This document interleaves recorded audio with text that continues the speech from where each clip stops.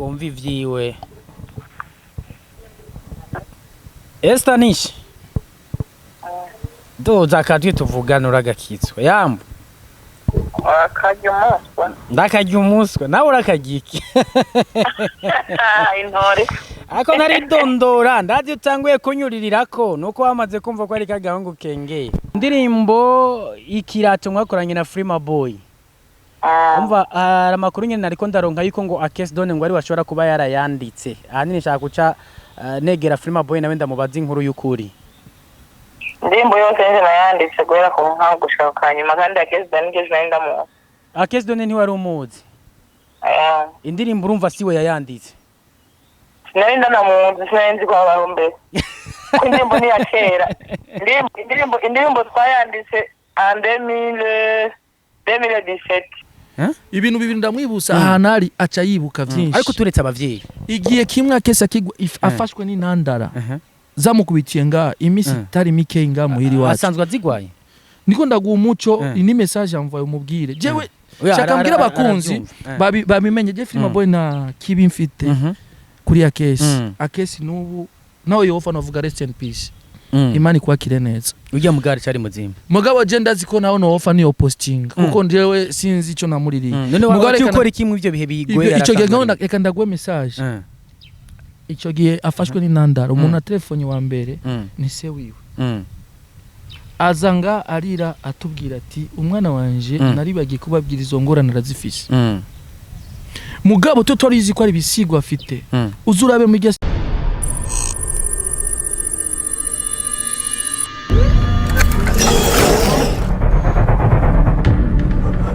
Yase nuko bisanzwe bimeze murabizi ko tushitse hano tubahereza ibintu bimeze neza bitagase cyane cyane vy'amavuta kuko tuba turi kumwe n'abantu b'amavuta kandi ariko abikora neza mugabo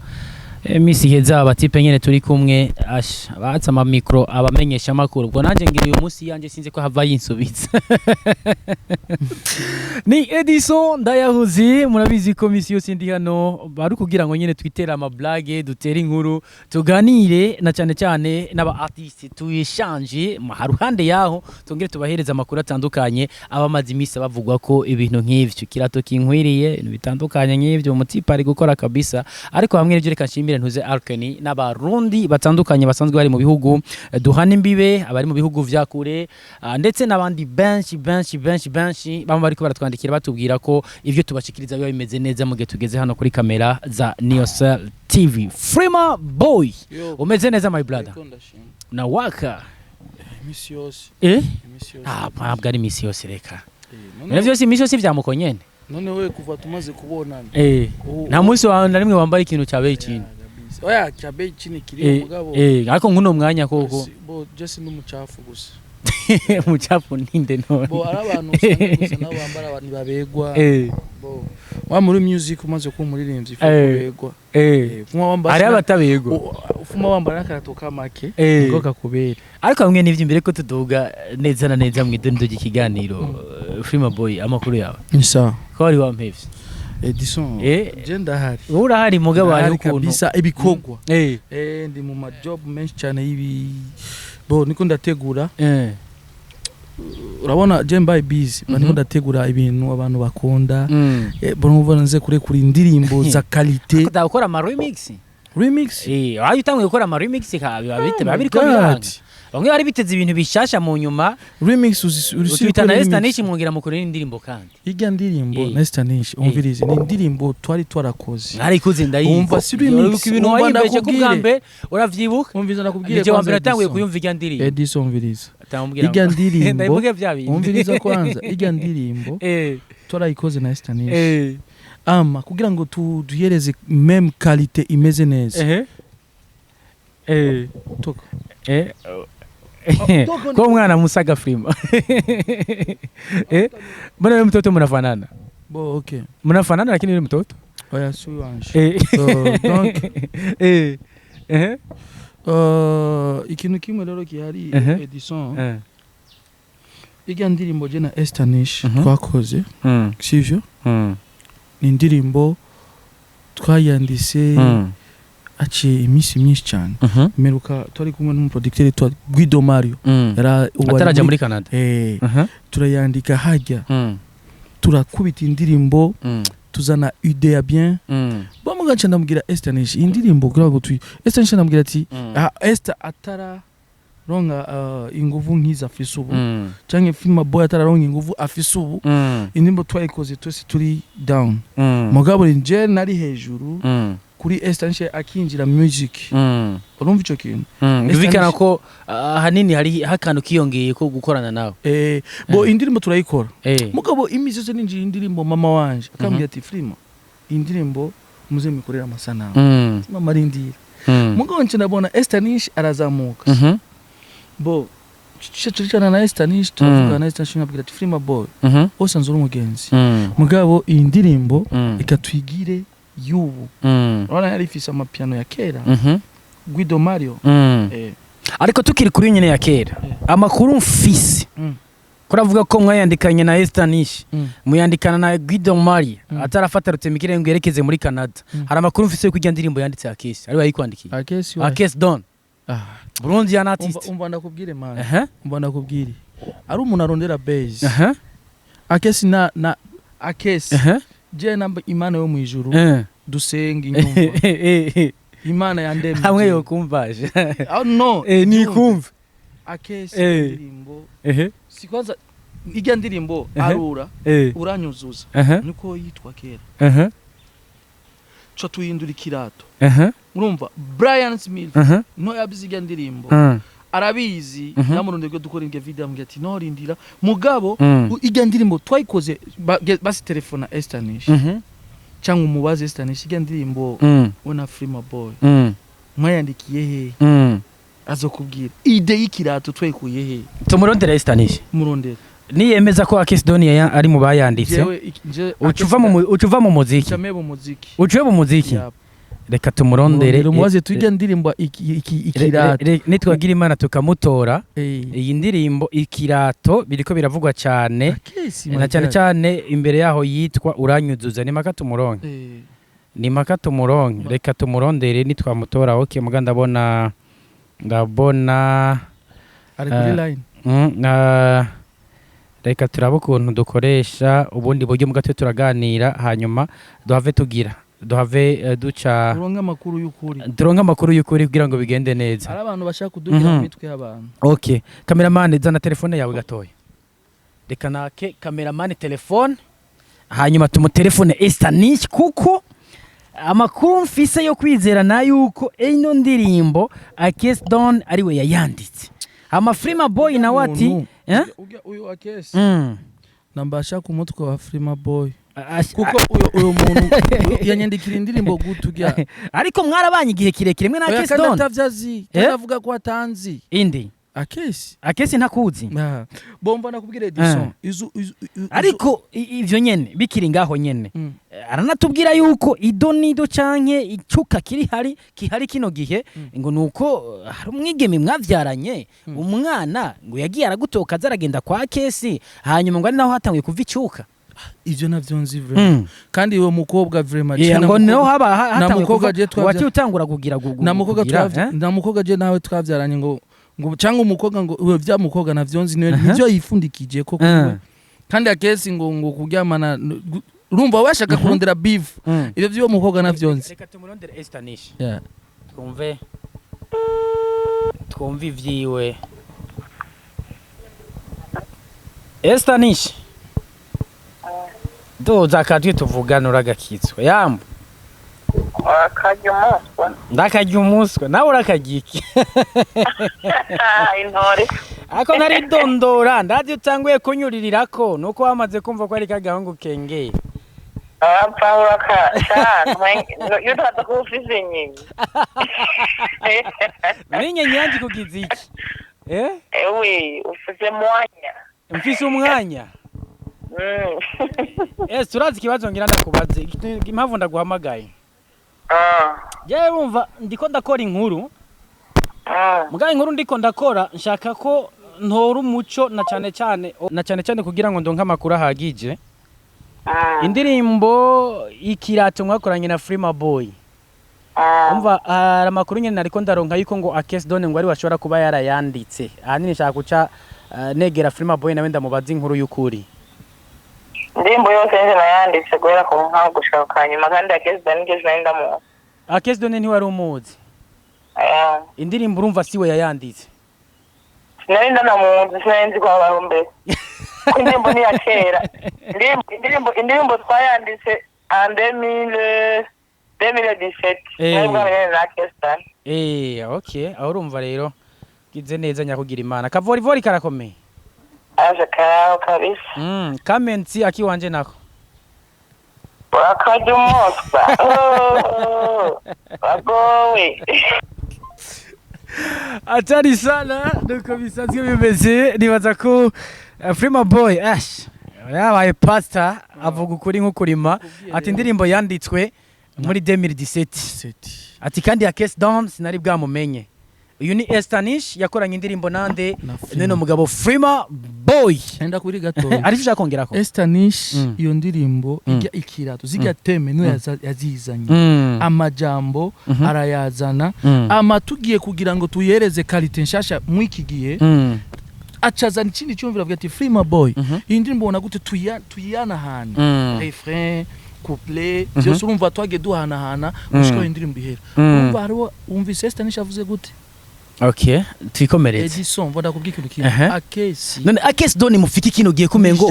si heza kuko tugerageje kubiraba cyanda guha umwanya kugira ngo udugire na cyane cyane kuri ku makuru mfise ati yari ku mutwe gusa mu nyuma waragize uruhara na cyane cyane kugira ngo Akes Don avyibuhe haruhande yaho uramupermeta kwaza na studio muhiri wanyu none rindira gato wewe nuwabizi won byinshi urabizi Edison urabizi kandi ari byo mwigeze gukora na Akes murashwa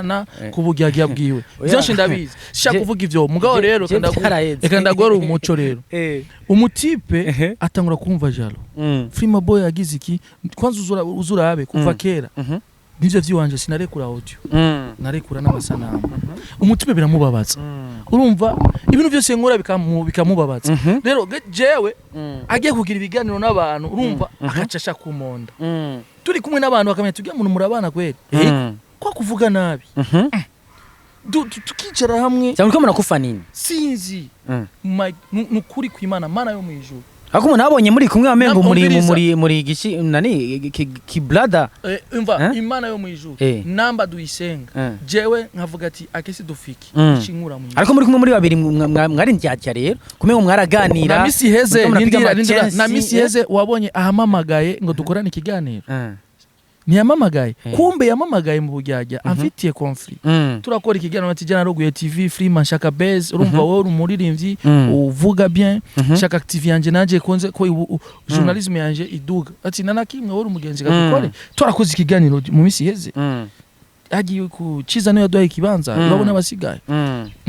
mu nyuma yo ngaho agenda monda urumva aradukije ubu avuze ati ngo umukobwa ngo twabyaranye ngo niyo conflit aho nyine none bibiri gute byo mukobwa na umukobwa nzi ntamwe mbwa utse kubwira kubwira ko ufise umwana na mukobwa nzi canke na mukobwa wonzi akora avuga iyo ni montage za Akes maze kumva ivyo yakubwiye nga urumva wonye nakarondera beef auri ijya ejo twahuye na se wiwe pasteur ndamwibusa ibintu byimwe reka ndamwibusa Akes ibintu bimwe turi kuri studio agastudio kiyo kikakiri hajya mu Mucarama hajya agastudio canke studio aka studio urumva akakiri hajya kuri ijya African Touch ego kigeze gukora uturirimbo muga indirimbo za Akes yangore indirimbo nyinshi wakoreye narazifuse muri YouTube ndabikubwije ukuri nze kwinjira ntazangayo genda urabe wafutse izihe n'izihake nacu uzogenda urabe muri konti yanjye indirimbo nimwe Akes yakoreye kiri muri YouTube namba abandi barazishize ku makonti yabo niyo mpamvu je ziga ndirimbo Akes yangore warazihevye sisho kuzishira hajya umva ndakubwira ikintu ivyo tuvyihoze ndiko ndakubwira ikindi kintu naco byakomeye umva ndakubwire wagenzi umva ndakubwire jewe nshaka ndamuha umuco abibone ko we ari ngyage ari giye kimwe se wiwe yigeze kuza kuri studio hajya se wiwe wa Akes birambabaza iki kintu nenda ndakivuge ko nawe nyene avuga byinshi ariko mugabo ntiwinjize no siniko ndavuga shaka ndamuwe shaka abavyeyi batovyinjira bigume biri hagati yayo we yaravuze byinshi uzukurikira amafilm yaravuze ariko na cyane cyane reka mvuge umuvyeyi no Edison yinjira mu makonflict hagati y'abantu reka ndamwibusa iki kintu ndamwibusa iki kintu ibintu bibiri ndamwibusa ahanari aca yibuka byinshi ariko turetse abavyeyi igiye kimwe Akes afashwe n'intandara zamukubitiye nga imisi tari mike nga muhiri wacu asanzwe azigwaye niko ndaguha umuco ni message amvaye umubwire jewe shaka mbwira abakunzi babimenye je Freema boy na kibi mfite kuri Akes nubu nawe yofa navuga rest in peace imani kwa kireneza ujya mugari cyari muzima mugabo je ndazi ko nawe no offer niyo posting kuko njewe sinzi ico namuririye mugabo cyukora kimwe ivyo bihe bigoye ico gihe ngona reka ndagwe message ico gihe afashwe n'intandara umuntu na telefone wa mbere ni se wiwe azanga arira atubwira ati umwana wanje naribagiye kubabwira izo ngorane razifise mugabo to torizi ko ari bisigwa afite uzurabe mu studio ya vyuma ibiyo yarabimenagure n'intantara ariko mugabo rero navyo nibibazo bizo umuntu atabiteguye no ico kintu ni ngorane umuntu agendana mugabo akibagira ko jewe Freema yaranso genda ni wakoze yaransovye ko aranyako je nanizi ko ari ibintu bibirozi bimufashe my god ariko mwivyo bihe abirimwo nk'umu artiste wo hafi ugomba kumuba hafi nyene je naramubaye hafi kandi wagize neza ntuvyicuze umva ndakubwira je niko ndicuza uno munsi sigamba uno munsi sigemba umwansi wiwe ari ivyo gukora iciza ico ni wowe kugenda kumwigisha aravyumva yego mugabo rero si wiwe arakorora amosozi ashimira umuryango wiwanje yaba ndi umuntu mubi nari gufata utu video udupica nka posting ibigezweho nka heraba mugabo namweke yuko nk'icuti n'umugenzi umuntu wa kabiri na telefone ni Dr. Wakawaka niwe yaje azana impuzu zo guhindura uyo mutiba ariko Freema yeko mugabo rero ico kintu zishaka kukivuga cyane ikindi niko ndakwibutsa ivyazo cyagenda yibuka ikindi gihe naco papa we araza dusanga kuri studio aza kumusaba amafaranga ayafise akamubwira ko atamafaranga afise mugabo je nace nisopo y'ibihumbi 10 ndamuha papa wiwe ico kintu kirambabaza kubona ineza nakoze ariko ibi vyose Freema kubera kibije muri kino gihe ibi bizuwe ni kubera iki abona indirimbo ikirato isohose ari ariko nawe arafise izindi hiti zasohotse ushobora none je ko ziga ko je nazipostinze ndavuga ati big up kandi rero uzurabe rero kujya mu tipa ari umujyajya uzurabe kujya mu tipa ari umujyajya igiye indirimbo ikirato yarapostinze avuga ati big up igiye indirimbo iramara sana ikirato nayo yapostinze none oya yarambwiye ni commence ko aranelefona kuri WhatsApp big up indirimbo yawe ikirato iramara sana kabisa kandi ahomba igumikubitwa cyane ama audio ndafise na ico namwishyura mwete merci mon pote kubona nizi yuko ari mujyage kino gihe bigezaho Freema boy yakamikura abanyamakuru biwe bajya bakorera kuri ntuze kuri TV online ico rero cyo giye kiya kibazo cyaje gute ico kibazo nari muri tournage ndiko na shootinga clip nari featuring yari indirimbo y'umupeti twakoranye acha ikora kira ndanje shise abapeti rero ncambona bashise hajya mugabo abapeti biboneka ko bari batumwe na wakawaka yabo kuza kundendera kwa makuru akundira makuru mu artiste ari nabyo nibisanzwe ego shaka dukorana ikiganiro ndamubwiye ati mugabo izi TV zanyu ndazizi sivyo ndayizi yo TV ifise ibintu by'insako mugabo tuvugane by'umuziki wanje ayo makuru ndayaguha ambwiye ati ego tukicarana tutangiye kuvuga atanga kuntwara mu bibazo by'amabifu na keza amati bya bintu tuvyihoze dukomeze ibijanye n'akazi arabandanya avuga ati ngo urumva ngo tumva ngo wewe ngo ari ngo imuzu iwawe avuga byinshi ndafata ndaguruka ndambwiye ati zima micro niyashitse kunyumva ndafata kamera ndadufata ndakubita hasi kabisa ndadufata ndadushiza umutipe tora ngo tifachirize imikonga urumva urumva ndambwiye ati basigenda yo ico kigano twakoze gendo posting ivyo ubereka abantu ko wakoze ikigano ngo apana tumva twaciona nyenda ati basita canke gifuti aranga turi tuje acha bakanu kamwe turi yajya muri tournage urabona ko abakobwa bariko barambara iki ashaka gufilma ibitajanye n'ikiganiro aba bien de scène uri mu journaliste batagutumiyeko cadufata rero kamera ariko Akes nyine aremeza yuko abakoresha cyangwa wenyine ubwo batari mu journaliste sa wenyine aravyemeza ko atari mu journaliste inde Akes aravuga ati je ntabwo ndi mu journaliste ati kandi nabo nkoresha ntabwo ari mu journaliste ati na promoter cyangwa ba presenter abo kuri TV online ati journaliste ni ikintu kiremereye je kirandengeye sawa mugabo baba sekenda biteye ko aba promoter biyo candafata ndabakubita amakofi vraiment havuye hazamwe imigwano barakubiswe mbere numva ngo wiwe umwe yatakaje na telefone hajya kweri kutumva kwiwe nabwo iti itayi rugende akanka mu nyuma mu nyuma baca baragenda babonye yuko babaze kubona yuko bari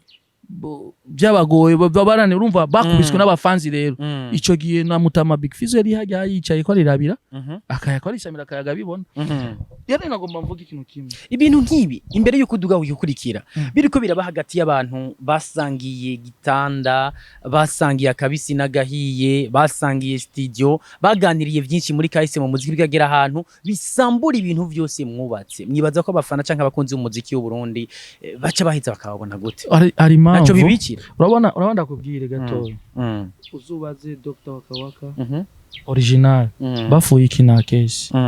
uzubaze Brian Smith bafuye ikina Case uzubaze Soprano bafuye ikina Case je ndiko ndirenganira uno munsi je navuze ateka ndamusubiriremo urya mutipe yigeze kunkorera indirimbo ndamuzi nawo mbaza Case uramuzi ndamuzi kabisa n'umupeti yakuriye kumutakura akora umuziki wiwe nanje ndakora umuziki wanje imani mweza girano hari mugabo eka imani mwe gukuramba azabona ukuntu Freema Boy umwisho wiwe uko kuzomugabo niko ndamugira ati iminduka kuri Freema Boy ni nyinshi cyane Akesi yatongiye kuzana beef abonye indirimbo ikiratu isohose yararondeye Estanishi bakorana indirimbo aramwima collab iyo none ndakubwiza ukuri rero true ibumve nakoze na Shani Queen kuri studio ya Akesi iyo ndirimbo Akesi yararondeye Shani Queen aramubura arondera ukuntu kose atuma Dr. Arang mugabo je ncanda mu telefone Shani Queen ingo dukorana indirimbo acaza kuri studio ico gihe Akesi ari producteur acara kuri production areza Dr. mfata amasanamu chakaramubya kweri ki Shani Queen aje emeye guza gukorana na Freema je naramwamba aca bibwira Dr. Dr. matu mutipe ni uyu muntu afise inzigo nawe ico gihe ndirimbo na Shani Queen nca namubwira ati tuyifute nzorondera Shani Queen dukore vyiza ndumuririmbyi Shani Queen wenyene namubwira ati iyi ndirimbo vraiment no kuyimixa ayimixa nabi tubana urumva nawe nyene arashe yavuye ikorerwa henere ko yavuye isoho ni wenyene urumva nca ndabifuta nca muri studio ndayifuta yavuye ikorerwa muri studio oya Stephen Mugame indirimbo irahari me ndafise ijya ndirimbo uvuga ati nzosubiramwo ushaka gusubira kuyikorera remix bien apana ndayikorere rero ku ma studio ameze bien dutanga amasami none bwana Freema Boy je nkunda abantu iyo bijya hose naho babagirana ibibazo bigera ahantu bagahuza canke bakunda kuvuga ngo hari abagabo ntiyagwibara bigeze kuri level yuko indirimbo zose zakozwe na Akes Don uzifuta kuri channel yawe haruhande yaho akagira aho urumva gushika ubujeni baza ko naho ngira munahura mushobora kwa mutondara mukanya ko numva ko ibintu bigeze kure bigeze aho urumva ibinabiriya mugira ibibazo bitandukanye ibi ni ibibazo nibaza ko ari bere ryayaze mu ba artiste bo Burundi kuko twumvise bifu nyinshi kuva kera makino gihe harageze ho kubaka hamwe ho gira umuntu aza akavuga ati Freema Boy na Akes ni muze twicare hanyuma dukemure kino kibazo wovyemera mon cher ibazi aba ikibazo abarindi turabwirana iki none nk'umuntu aje hajya anyi agutuke akubeshere ngo indirimbo ikiratenjera yanditse none Estanishi ne ya telefone no mu telefone yavuze gute indirimbo na Akesi azi DJ BLF yavuze ko ari yanditse none Akesi urumva ko ashaka base kuri je ibi by'umukobwa azana ngo kugira ngo yereka abantu ko ari mukuri bo banyina ni nugwanko kubona Freema Boy no musa kibandanya atameze nabi Freema Boy atakyambara imuzimwe nkawe Freema Boy tubona kabukanye impuzu mugabo sinzi uko ubibona mugabo icyo novuga gusa coco Edison ndagutume ahubwo babwimubwire eka ntume aba fans bakurikira TV nukuri kwimana namba umufanzi ndundi sinzi ko Akesi ari umuririmbyi sinzi ko Akesi ari umurozi sinzi ko ari umubwoko nyabaki narabuze n'ubwoko tumuzi ko ari umu artiste ko ari umutwa sinzi ko ari tukiri ngaho nyene no umva ndakubwira tuzi ko ari umu artiste ngira ka producer none umuntu aje ajya abeshera abantu akubeshera ikintu agutuke avuga iki kubera konfu uribaza ko ibintu bizava birangira he wowe uratuzi basi babwira abantu ingene wowe utuzi Akesi ninde yatumye Akesi ninde yatumye wewe na Akesi mumenyana ninde yatumye wewe na Akesi mumenyana nyine twahujwe n'umuziki no turi muri game muri industry ariko je nifuza ko ibibazo vyanyu bikemuka Akesi ntaho vyogera bigahe Akesi nagenda namu ama connection uyu JDKL baramenyana ndamu ama connection aja kwa Mi Pro aramenyana mu nyuma kumbe ari inzoka rero uno munsi ariko mwagumye mugendana kandi wamaze kumenya ko ari inzoka urumva turagendana sinarinzi ko umutipe inyuma amfitiki ishari urumva afiti ishari jewe imana irameze n'ibibazo vyanyuze ava bikemugwa niki ibizo ndazi umuti ndawuzi umuti ndawuzi duye na kesi hapana vyibiganiro nzoshira imuzu pembeni duhana imitwe ama uzosindwa azocavuga ati muku ebana je ndemeye kandi rero ico kintu ngiye kugikora genda gutuma audition duye na kesi habe mu isoko ubu nivyo bigiye kaburimbo rindira niyo reguhana udahana imbwa biguza imisega ibi two turahana na vyama interview ya kidumu ryabafashe no nivyo yabakurikiye no none nindari imbwa imisega ninde umusega ninde jewe bingeza aha navyo kurondera babahuza cyane babumvikana naramaze naramurungikiye nure Romeo naramurungikiye Romeo audio Rafael Nyandwi ndamurungikira umuvugizi wa Mikali yego ndabagira ati abo kwanza abo nicara bazi yuko nimwe hana kesi mutwa narababwiye ati mutavyinjiyemo kare mutavyinjiyemo kare by'umuziki Jeffrey Maboy nzobishira pembeni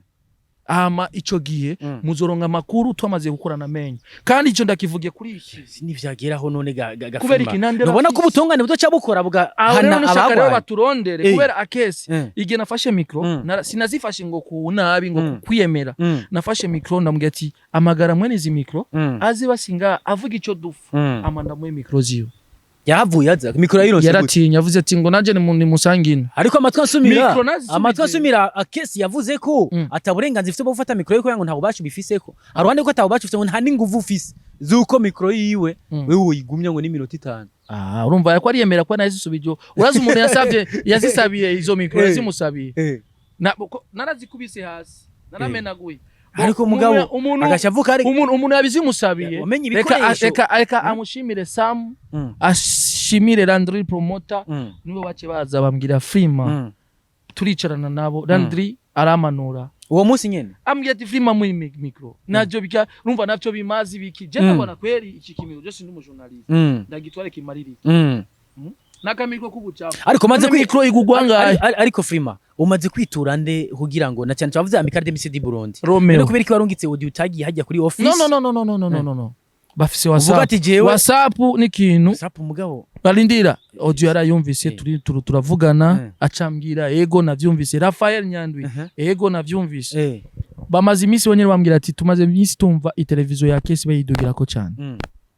itari kwirajana n'abandi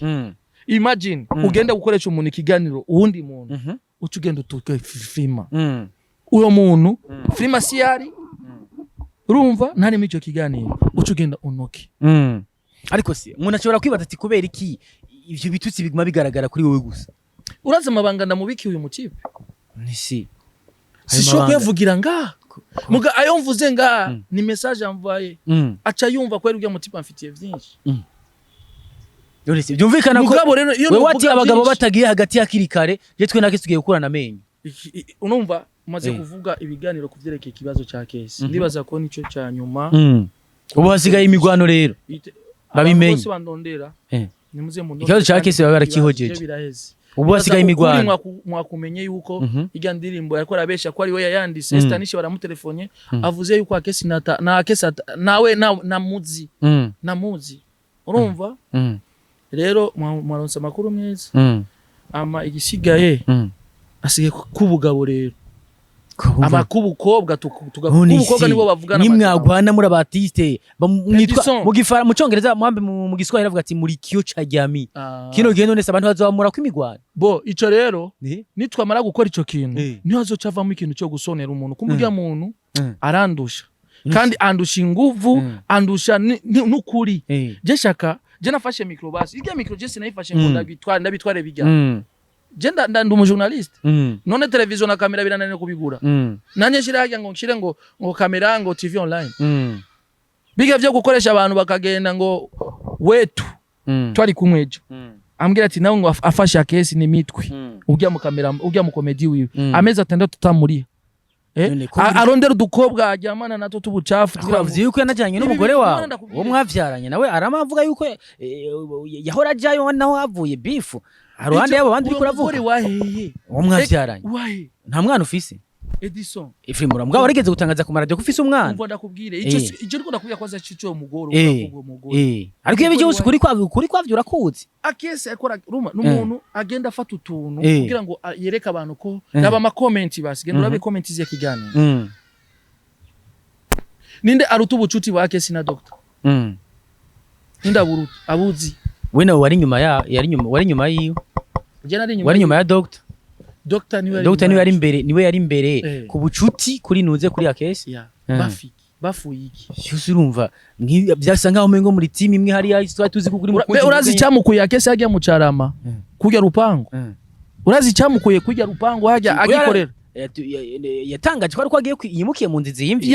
kandi yiruse ateye inda umuyaya hajya umva ndakubwira ikintu Edison amabanga menshi ndayazi sishaka kuvuga byinshi ateye inda umuyaya ivyo tuvyihoze ko wabivuze nabivuze nambo naco kandi kuri kwavyo urakuzi bwana Akese bwana Freema ndabizi cyane ndabizi cyane hako unyuma cyatangaza ko agiye mu nzu y'iraki zitandatu iyo nzu rero uwageze imbuyenyutsa buhinyutsa buhinyutsa ariya ubito niye agiye gupaka Edison je bisanga umengo ufise agashavu kenshi no agashavu ndibona bano mu mutipe basi ko kutamuzanya Akese azabivugire nga kandi wocu mukubita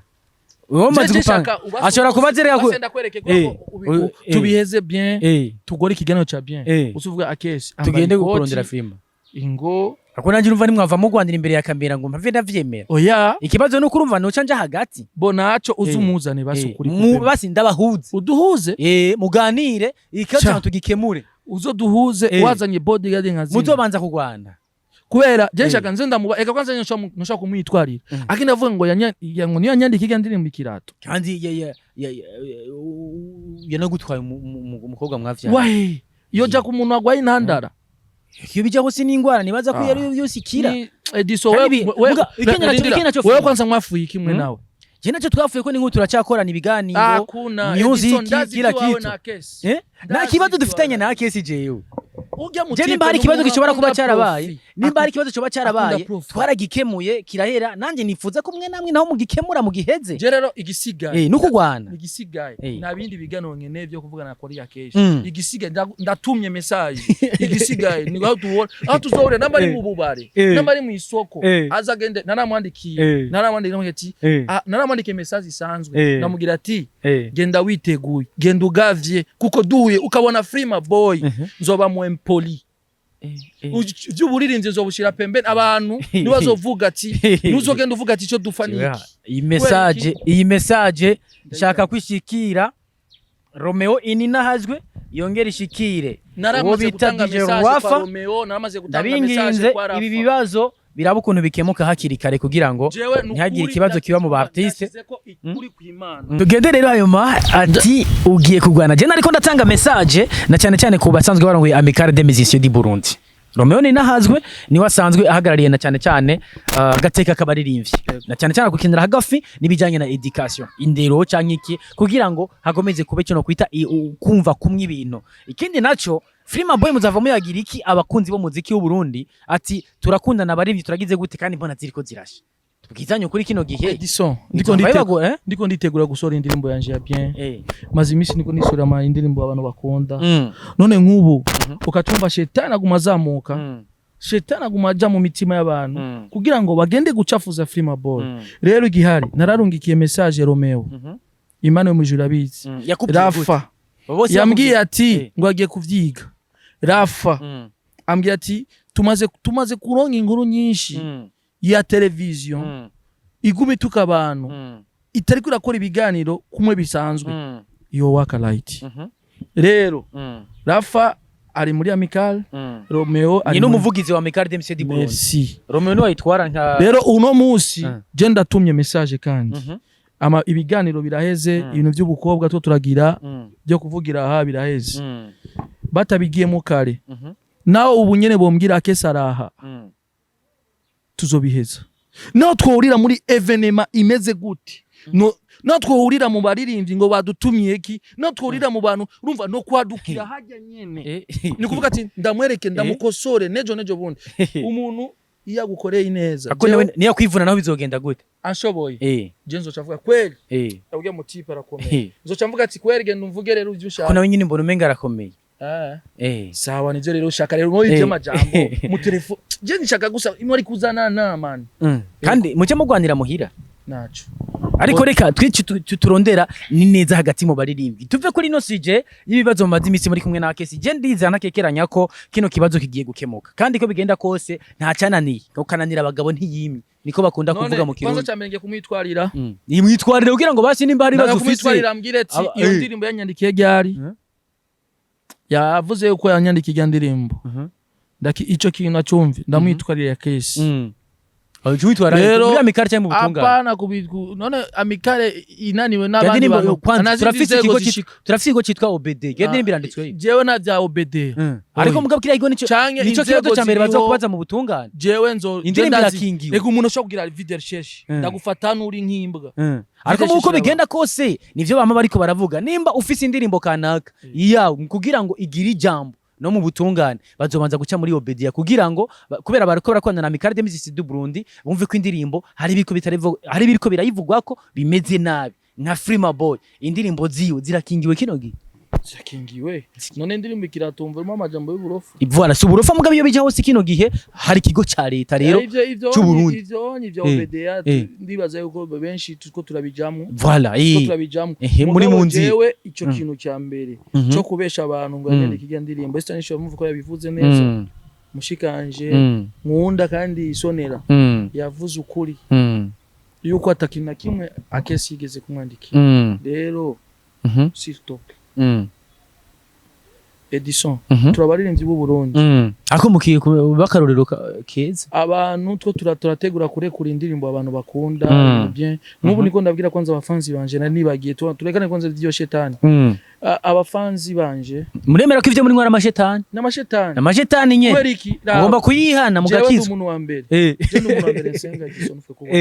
mugabo kabona ibi ako ntuzugwane bwana urabona nk'ubu shaka ndekuri indirimbo ya Gen Africa Black J African indirimbo ya bien sana ndazi bizo mubabaza ndamuzi n'umuntu afise jana ego bo mugabo agutse umusengere basa ukanduka muri ngo nimba ukabona wavuze kusenga je ndasenga musengirire mugabo ari ahantu uvuga ati je iki kigeragezo egana ari ge n'umuntu amusengera awageragejwe yasumbije Yesu kumukubita umuntu kugira ngo bimuve rero nawe ugira utangure gukubita kugira ngo yumve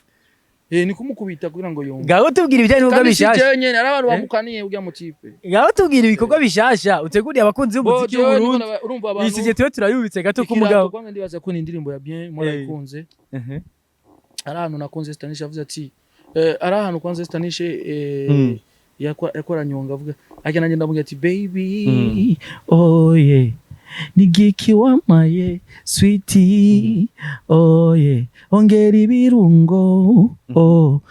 urumva ni indirimbo ya bien reka nshimire kwanza abarinzi bakora bikora neza boss usange muko mukora neza kabisa Black Jim usana indirimbo yitwa gute Freema indirimbo sindashira ko cover mugo amaze kuvuga yuko kwanza na postinze Facebook mvuga ati tunagize narabonye murayirembe nabwiye abantu batore naciza amazina 3 Ana Maigogo hamwe na My Angelina ni batore titre yoba batombore umuntu batoye iyo zina giyo ndirimbo chalde kura direct mugabo mugasikera niyo mpavuga navuze ati mugana amaze gupostinga le 3 zukwa kane indirimbo irajahabona ego byanga bikunda apana nisho kwanga kandi video ya bien yakaga mwe na Black G Africano ujya mureka ndamushimire Black G ego twakoranye video ya bien audio ya bien ndabandi barinzi two turapanga byinshi je naratanze playlist ego nibaza yuko abantu bose mumbabare n'abanakoze nabi navuze nabi mu TV ni shavu urabona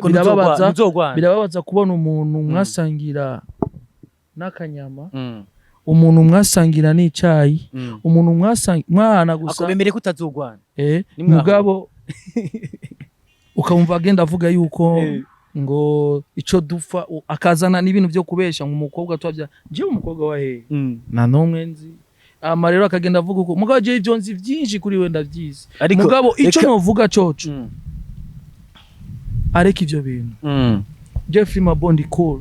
nubu naho hoba ikibazo nditari kugifasha mbibaza ngo basi reka ndakugira bibaza ni wazo kwihamba fuye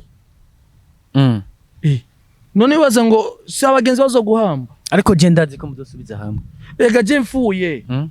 Lindira ubone ko ariko aranuka ariko aratukika nini nafana azovuga ati kuya mutipe vraiment arafise umuti uzobivuga mu mutima ndabizi ariko ndazi ko muzosubiza hamwe gusubiza hamwe kandi bizogenda neza gusubiza hamwe sawa mugabo ico nobwira ati indirimbo ziyo yankoreye zose nafuse muri YouTube ya iwanje abazi postinze bariho barazipostinze zande nta nkurikizi nta ngorane nabo bashaka na postinze iwanje mugabo iziko ndikunda postinga nezi iwanje channel yanje kiragenda neza ndashima Imana ama ico kintu no banaraguririye nambi ico kintu banaragutwaye canke ikintu bo warantwaye je nukuri mon frère na kimwe ndakufitiye kwishavu na kimwe dugwaniye ko Imana igwezagire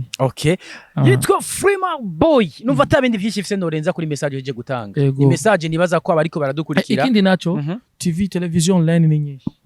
ziri nyinshi cyane aho twingirana kituzopfa oya ni nyinshi cyane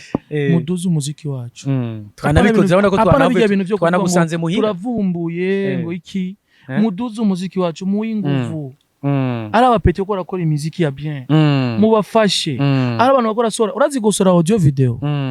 n'uburyo turatanga amafaranga menshi baza amafaranga agiye kwiga ndirimbo ikirato amucuza kumva umuntu abwira ati ngwiga ndirimbo nije nayandise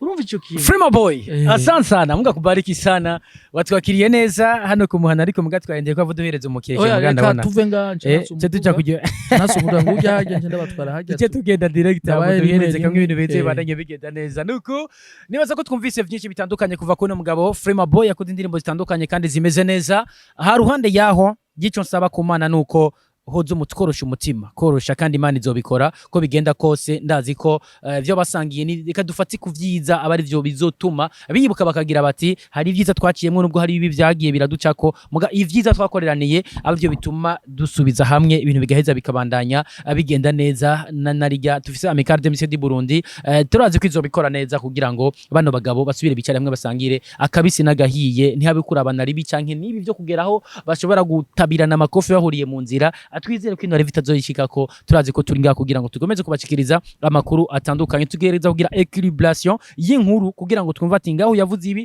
twongera tukarondera ibi akavuga ibi ama tukarondera inkuru muco karamuka ugiye habona kugira ngo muronke inkuru nyayo inkuru imeze neza nyita Edison ndayahoze ngiro mite Arkeni iyi ni Yourself TV every day every time tubahereza ibintu bimeze neza bisukuye like and share ndetse na subscribe mukomeze kubigira kugira ngo mukomeze kuronka amakuru menshi ashushe agezweho ciao ciao